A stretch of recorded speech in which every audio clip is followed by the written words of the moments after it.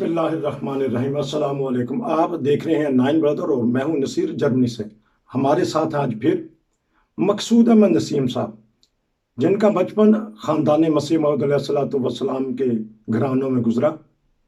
वो अच्छी तरह पाकिस्तान के हालात भी जानते हैं और अरसा 50 साल से तकरीबन जर्मनी में मुकीम है। लेकिन उनकी याददाश्त माशाल्लाह हमने पहले दो प्रोग्रामों में देखी कि जिस तरह की खुली किताब एक एक चीज़ नज़र आ रही है और वो बयान कर रहे हैं। तो बीच में बाज़ दफ़ा मैं बोल पड़ता हूँ, तो मैं माज़रत चाहता हूँ कि बीच में बोलना पड़ गया मुझे। तो मैं कोशिश करूँगा कि ज़्यादा सुनूं और हम चलते हैं और हाल चाल पूछते हैं और उनसे मज़ीद बातें करेंगे। हाँ जी, अस्सलाम वालेकुम। वालेकुम अस्सलाम वरहमतुल्लाहि वबरकातुहू। जज़ाकमुल्लाह, शुक्रिया। आपके प्रोग्राम बड़े ही मुझे पसंद आए। तो अब बताइएगा कि अब आगे के हालात बताइएगा। मैंने अब क्या सवाल आपसे करना, आप बताएंगे, हम सारे सुनेंगे जी। बहुत बहुत शुक्रिया आपकी पसंदीदगी का। जी तो सवाल तो आपने करने हैं, जवाब मैंने देने हैं। अगर आप ने एक बेटे का सुन लिया है तो अब मैं दूसरे का बता देता हूँ। हाँ जी, ठीक है। हमने बहुत ही प्यारे रंग अगर आप में मुनासिब ख्याल करें तो ठीक है। तो मैं आज मिर्जा मुनीर अहमद साहब का जिक्र करूंगा। जी उनका जिक्र खैर इसलिए जी कि वो जब हम हिजरत करके यहाँ आए लाहौर में, जी तो एक बड़ी खास बात हुई। वो खास बात ये थी कि वहां पर इन्होंने कोई दुकान खोली जी लाहौर में आकर हिजरत के बाद, जी यानी हिंदुस्तान बनने के, पाकिस्तान बनने के बाद। जी तो एक दिन हसमी बशीर अहमद ने कई इत्तेफाकन उनको देखा कि वो किसी ग्राहक को कुछ पैसे दे रहे थे या उनसे ले रहे थे। तो उस वक्त तो मियाँ साहब चले गए, लेकिन बाद में आपने उनको बुलाकर फरमाया, मियाँ बशीर अहमद साहब ने अपने बेटे को, कि देखो बेटा, हम हज़रत मसीह मौद की औलाद हैं। मैं पैसों के लिए किसी का आगे हाथ पिलाना जो है ना पसंद नहीं करता। हाँ, वो तुम्हारा हक है, वो तुमने देने हैं, लेकिन ये बात जो है हमारे खानदान के लिए मायूब है। तो उसके बाद फिर उन्होंने वो दुकान छोड़ दी और ओकाड़ा में जो है वो एक फैक्ट्री बना ली। अब मुझे याद नहीं किस चीज की फैक्ट्री थी। और वहां पर कोशिश ये की कि तमाम अहमदियों को जो है काम दिया जाए। तो इस तरह 70-80 घराने जो हैं उनको वो काम मिल गया। और आसपास यानी ओकाड़ा में उस वक्त इतने अहमदी नहीं थे, लेकिन पास पास के गाँव के लोग भी आकर तो वहां पर काम करते थे और फायदा उठाते थे। ये उनकी बहुत बड़ी नेकी है कि वो जहां भी गए उन्होंने अहमदियों को काम दिया। उस वक्त फिर 53 के जो वाकयात हुए तो उसमें उस फैक्ट्री को जला दिया गया। उसके बाद फिर आप जो है फिर दोबारा लाहौर आ गए और लाहौर आकर आपने फिर ट्रांसपोर्ट का काम शुरू किया और तारिक ट्रांसपोर्ट के नाम से एक कंपनी शुरू की, तारिक ट्रांसपोर्ट बस कंपनी, और जो कि लाहौर से सरगोदा जाया करती थी। तो ये 3-4 बसें थी जो दिन में जाती थी, हर 4 घंटे के बाद एक। तो इस तरह और भी उस जमाने में 3 बसें, यानी कि हर एक जो है वो 4-4 घंटे के बाद चलती थी। मतलब अगर 4 बजे सुबह जो है वो तारिक चली है तो 5 बजे क्राउन की चलती थी और 6 बजे फिर यूनाइटेड की, और इस तरह फिर 4 घंटों के बाद फिर तारिक ट्रांसपोर्ट की बारी आ जाती थी। तो ये ट्रांसपोर्ट में भी जितने भी अहमदी थे, सरगोदा की और लालियां की और रास्ते में चिन्होट और पिंडी भटियां सुखे की और शहूबा, ये सब जो है कोशिश करते थे कि हम तारिक ट्रांसपोर्ट पर बैठे हैं, अपनी कंपनी है। तो इसलिए दोनों को फायदा था। और तारिक ट्रांसपोर्ट में इन्होंने जो है ड्राइवर, कंडक्टर, चेकर और सब कुछ जो है वो अपने अहमदी रखे हुए थे। हत्ता कि उस जमाने में रबा में एक जो पुराना बस अड्डा था, लारी अड्डा, मस्जिद मुबारक के करीब होता था, तो वहां पर भी जो एक दफ्तर बनाया हुआ था तारिक ट्रांसपोर्ट का, वहां पर भी जो थे एक खान साहब, मुझे अब उनका नाम भूल गया क्योंकि बहुत अरसा हो गया, 60-70 साल की बात है। तो वो भी अहमदी थे। यानी हर एक कोशिश ये थी कि कोई अहमदी जो है वो हमारे साथ शामिल हो जाए।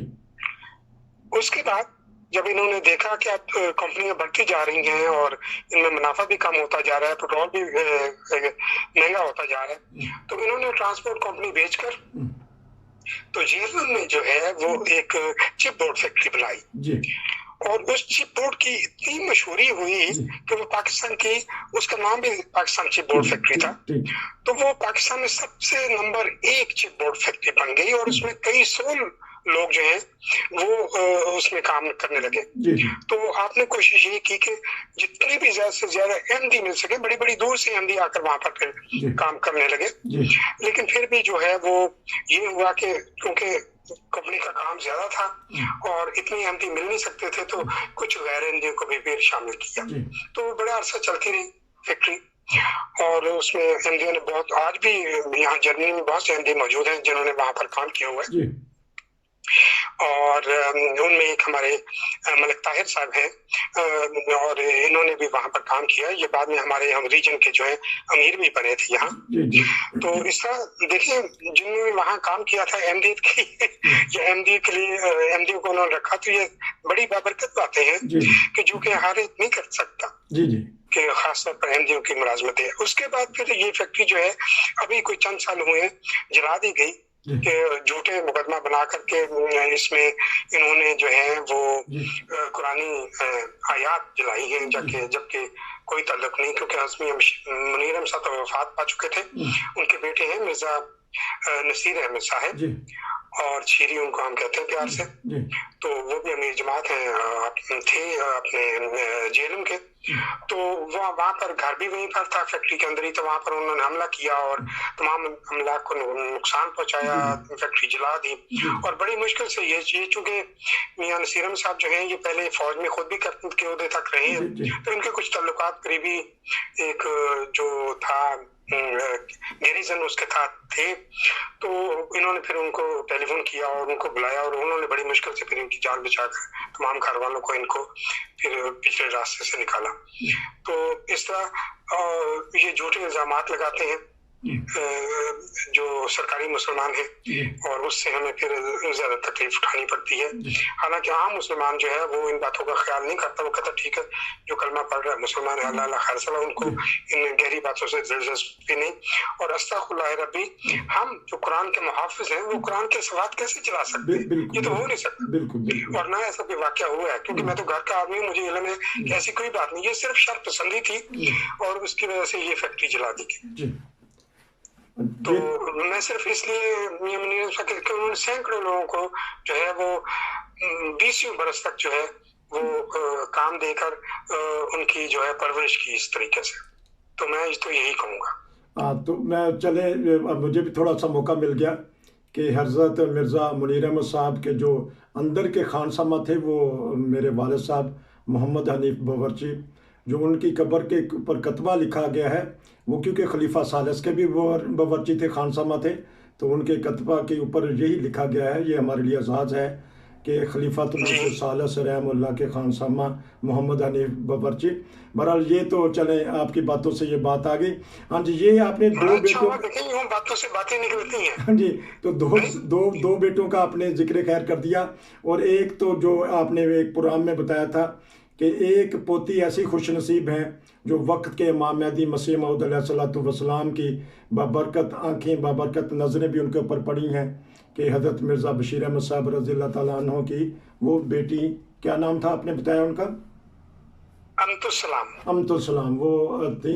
अच्छा जी, और फिर इनकी औलाद तो माशाल्लाह पूरी दुनिया में फैल गई है, और इस बारे में कुछ बताना चाहें तो? हाँ, वो बीबी अमतुस्सलाम का एक वाकया मुझे याद आ गया है। जी जी जी।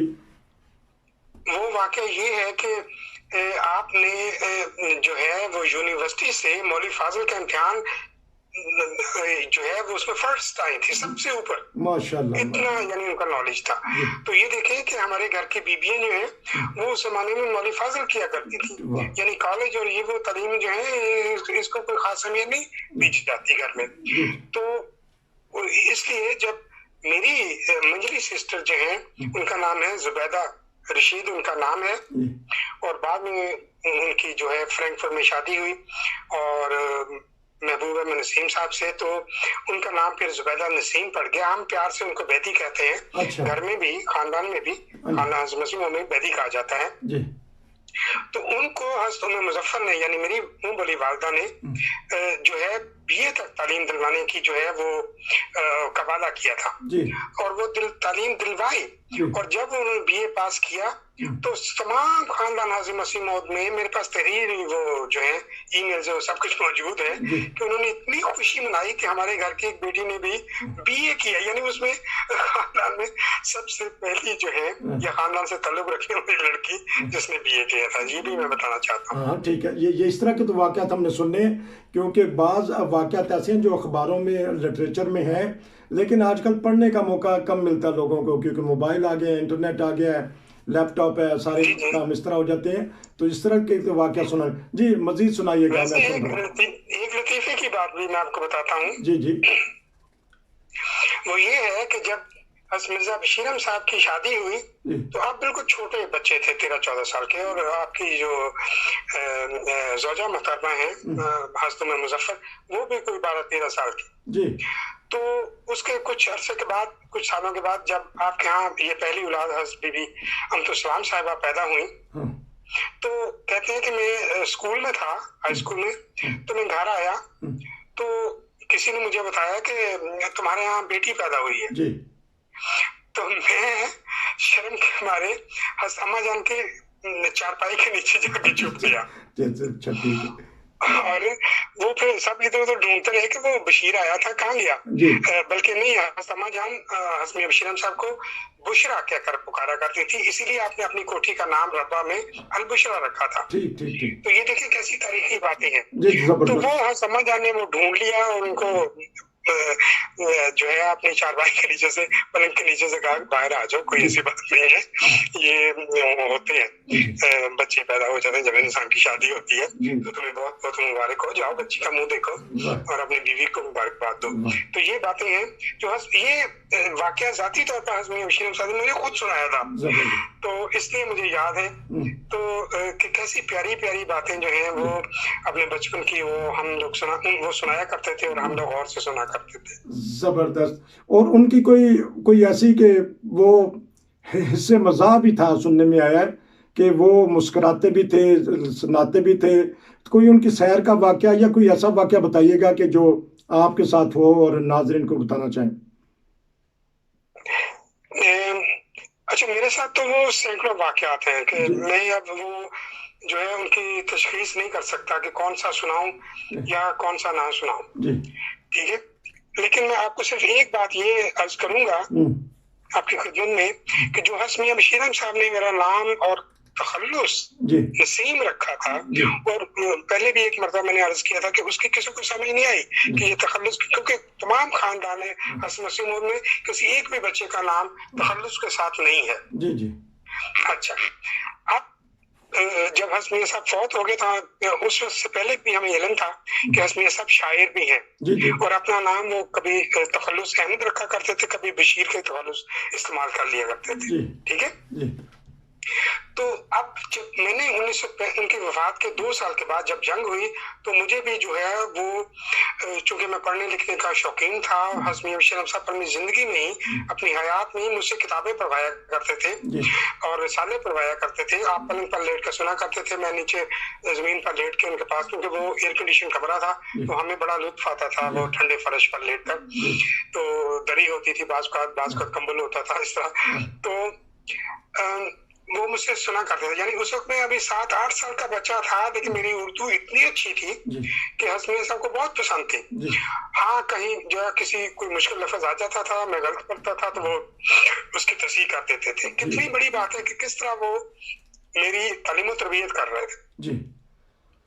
तो इसलिए मुझे याद है कि उनको नसीम हिजाजी साहब के बहुत से नावल बहुत पसंद थे, क्योंकि वो इस्लामी नावल थे और उसमें कोई ऐसी बुरी बात नहीं थी। वो मुझे पढ़ने के लिए देते थे और मैं पढ़ के उनको सुनाया भी करता था। फिर लाहौर रसाला था, हफ्तावार वो आता था, वो भी पढ़कर उसमें मुझे बच्चों का सफा पढ़ने की इजाजत थी, वो मैं पढ़ता था। फिर तशहीजुल निज़ाम भी घर में आता था, वो भी मुझे पढ़ने के लिए देते थे।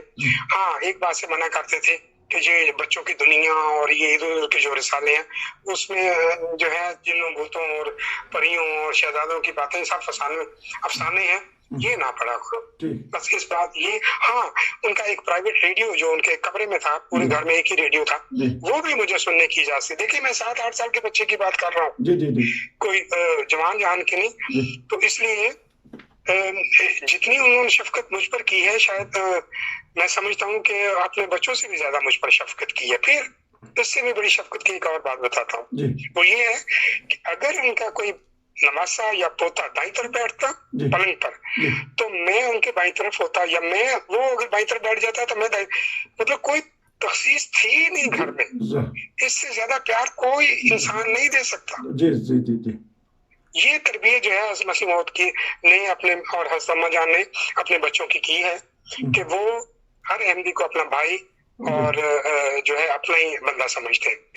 तो इससे मुझे एक छोटी सी बात एक और याद आ गई, अगर आप इजाजत, 1 मिनट की बात है। बिल्कुल बिल्कुल।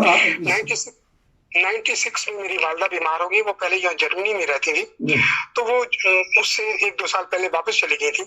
तो वहां जाकर वो बीमार हुई, हार्ट की उनका प्रॉब्लम हो गई, एक के बाद दूसरा जो पर्दा बंद होना शुरू हुआ।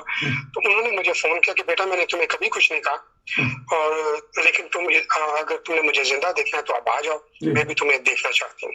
तो मैं उस अगले दिन यूनिवर्सिटी बुक करवा कर चला गया, और 2-3 दिन फिर उनकी खुशी खुशी हमारे हाथों में वफात हो गई।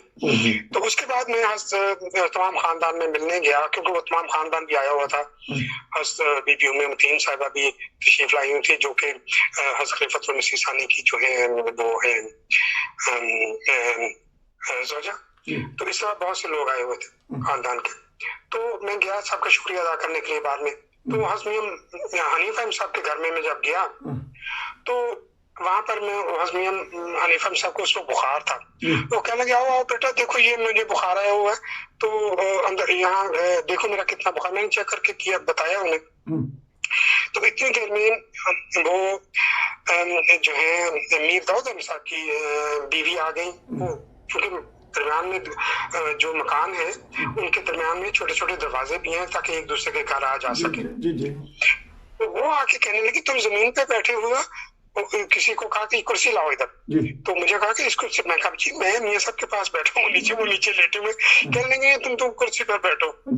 तो मुझे कुर्सी पर बिठा के अच्छा आप सुनाओ अपने जर्मनी को क्या हाल चाल, ये वो और यूं, और फिर वो यानी इस तरह बातें होती रही।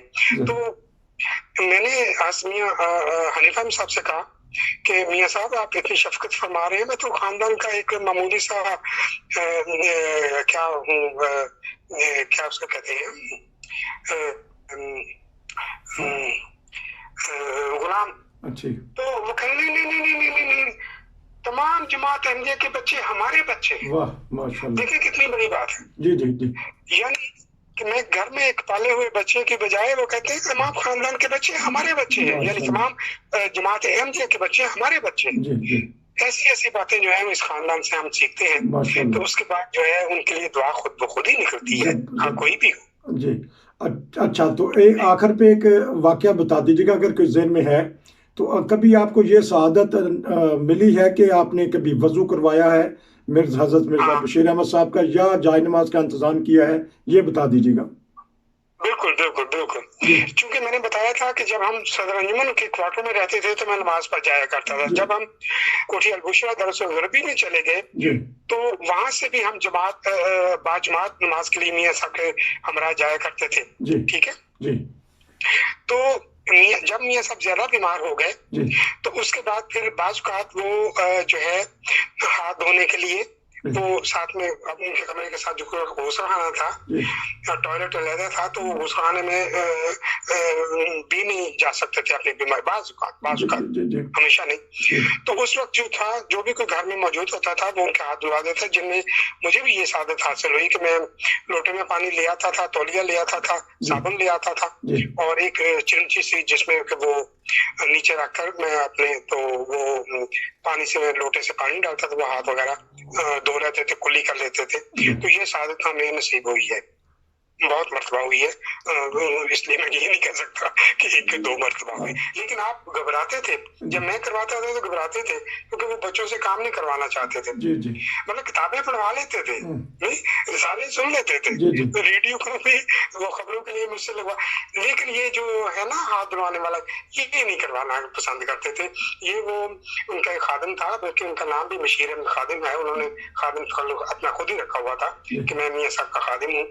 तो उस मुझसे वो करवा लेते थे, लेकिन मुझसे करवाना जो है वो कभी वो विषय सब नहीं होते थे तो तब करवाते थे, वरना कोशिश करके लड़खड़ाते हुए खुद ही दीवारों का सहारा लेकर चले जाते थे और कुल्ली कर लेते थे और हाथ धोकर फिर वापस आ जाते थे। हाँ, अलबत्ता ये कि मेरे कंधे पर भी हाथ रखकर फिर वो सहारा लेकर यानी वापस आ जाते थे या चले जाते थे।